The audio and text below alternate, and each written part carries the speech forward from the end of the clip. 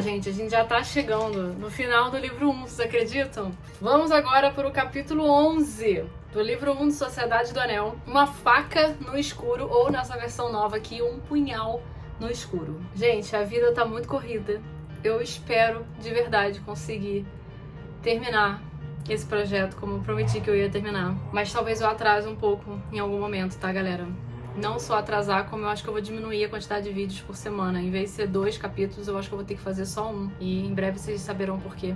Mas vamos lá, eu consigo! Enquanto os hobbits estão lá batendo papinho com Aragorn, vale dizer que o narrador onipresente de Tolkien dá uma passadinha ali de volta na Terra dos Books, bem rapidinho, pra mostrar pra gente o Fat Bolger saindo correndo da casa do Frodo quando cavaleiros negros passam por lá, aparecem na Terra dos Books, aparecem lá na casa do Frodo e gritam à porta: abre em nome de Mordor! Eu bem lembrei da cena dos guardas na casa, nos portões da casa do Próximo, em Gladiador. Open in the name of the Emperor! Próximo! You wanna die, old man?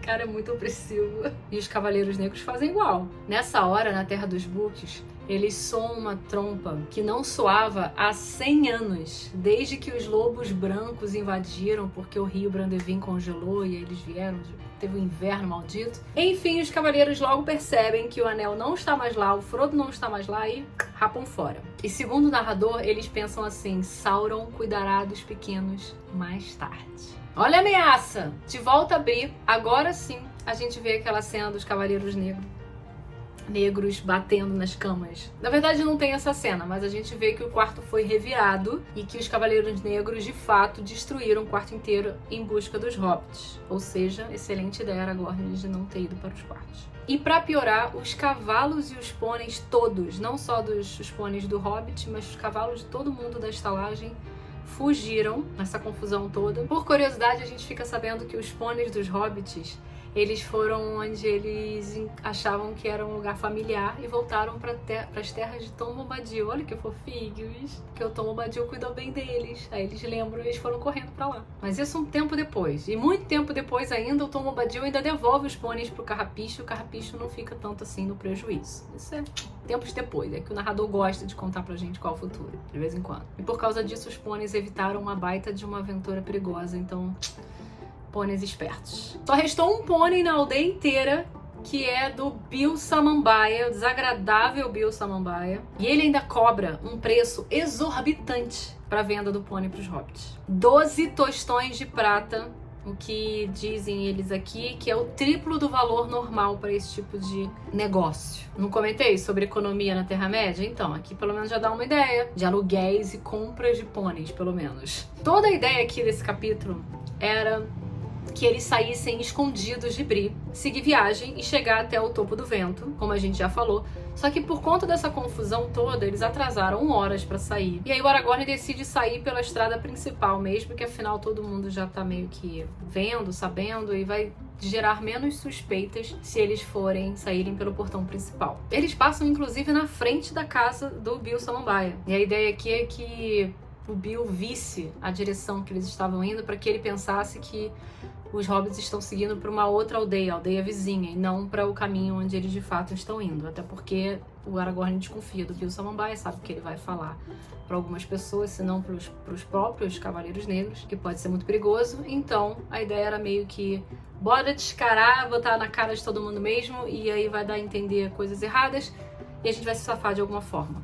E aqui, enquanto eles estão passando na frente da casa do Bill, é Bill quem fala pro Aragorn e chama ele de Longshanks. Vocês lembram no filme o Sam abrindo a porta e falando "Oh, have you Longshanks?" É o Bill que chama ele assim. Que criatura cretina, cara. Os hobbits passando e ele chamando a galera com vários nomes, implicando.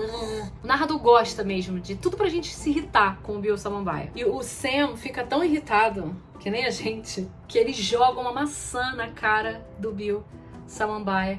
E eu fiquei assim, nessa hora eu penso, cara, ainda bem que não tem essa cena no filme. Porque no livro você ainda consegue defender, obviamente, o Sam dessa situação violenta, parece. Mas no filme, eu acho que mancharia a integridade do Sam, entende? Acho que a galera não tá preparada pra essa faceta violenta do Sam, porém sexy. Essa cena toda dele saindo da estalagem é muito bizarra, cara. Tem até um grupo de crianças, hobbits e vagabundos, provavelmente a galera da rua, não sei, Tolkien meio maluco, palavras do narrador, que fica seguindo os hobbits e o Aragorn até eles saírem da aldeia. Todo mundo bonitinho, seguindo atrás. Aí eles, quando eles finalmente chegam na fronteira e eles saem da aldeia, a galera para, do nada, para de seguir e volta.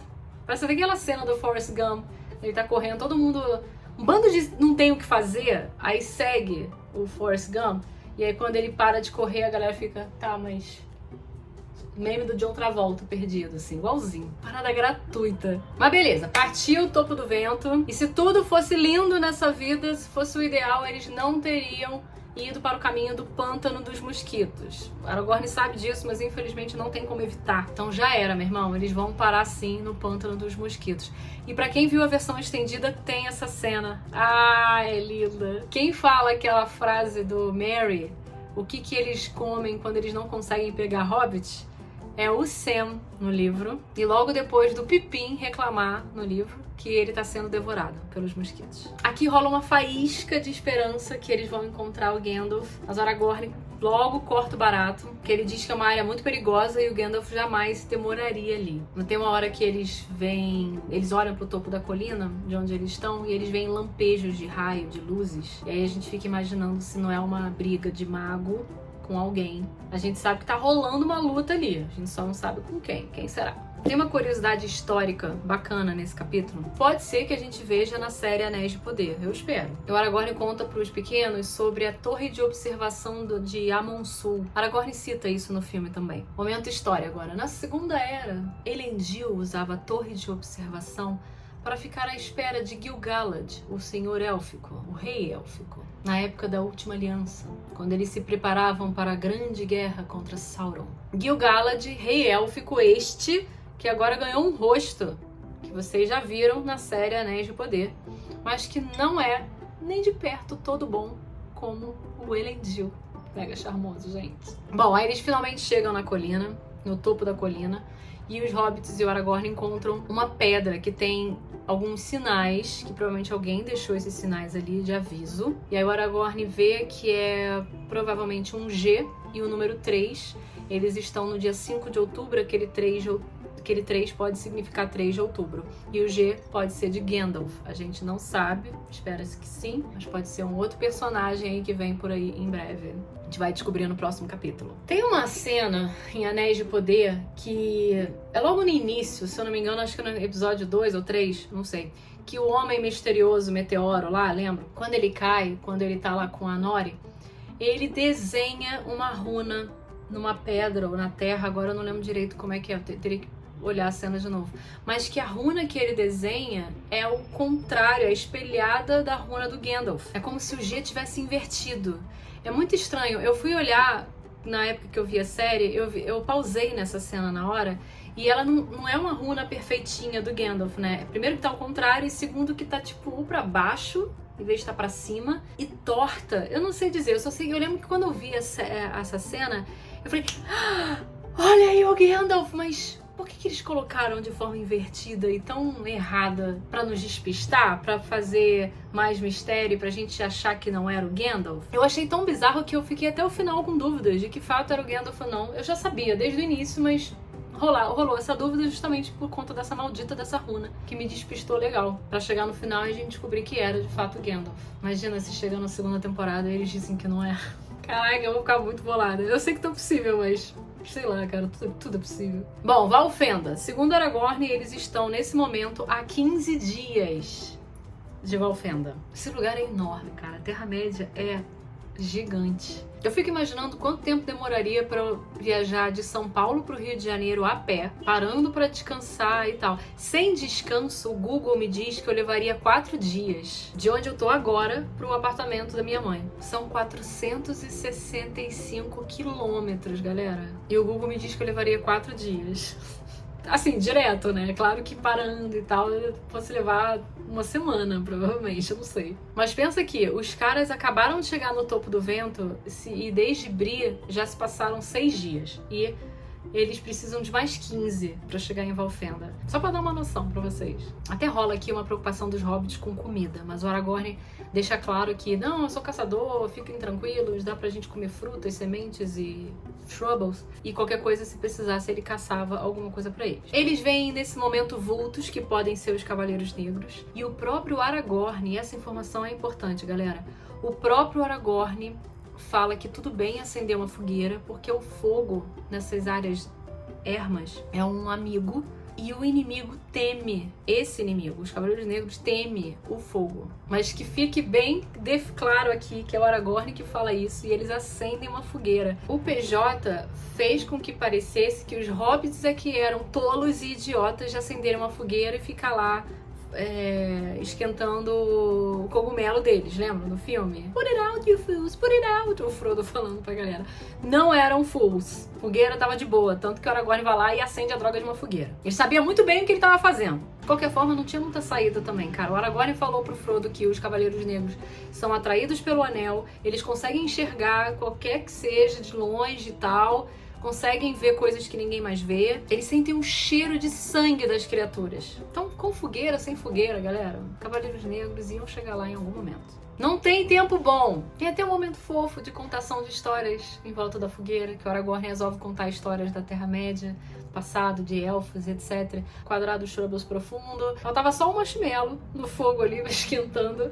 Ele fala também um pouco da história de Gil-galad, muito pouquinho, porque ele fala que não seria bom falar naquele momento ali. E aí ele resolve contar com um poema a história da Lúthien de Núviel. Uma história triste como todas as histórias da Terra-média. O poema é lindo, gente. Ainda mais a versão em inglês. A tradução nova tá boa. Basicamente, o poema fala do encontro do Beren, que é um humano, com a Lúthien de Núviel, que é uma elfa, e os dois se apaixonando um pelo outro. Gente, de verdade, eu não sei por que barbas de Gandalf as pessoas se irritam com o beijo do Aragorn na Arwen nos filmes do PJ. Sério, se vocês lerem esse poema com vontade, vocês vão ver coisas como nos braços dele vai cair. Hello! Eu sinto lhe dizer, e desculpa se eu estou ferindo a inocência de vocês, mas isso significa sexo, amigo.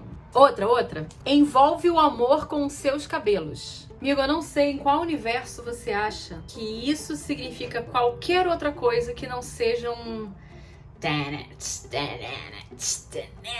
pouquinho da história, pra acalmar os nervos. Lúthien era a mais bela das belas. Filha de Thingol, também rei élfico muito antes. Lá atrás, nos tempos que a Terra-média ainda era jovem. Na época, o inimigo era outro, de quem Sauron era apenas um servo. E os elfos estavam em guerra contra ele, porque ele, Melkor, tinha roubado as Silmarils. Uma excelente história, melhor contada em O Silmarillion, que a gente vai chegar lá, se tudo der certo, porque eu vou tentar terminar esse projeto.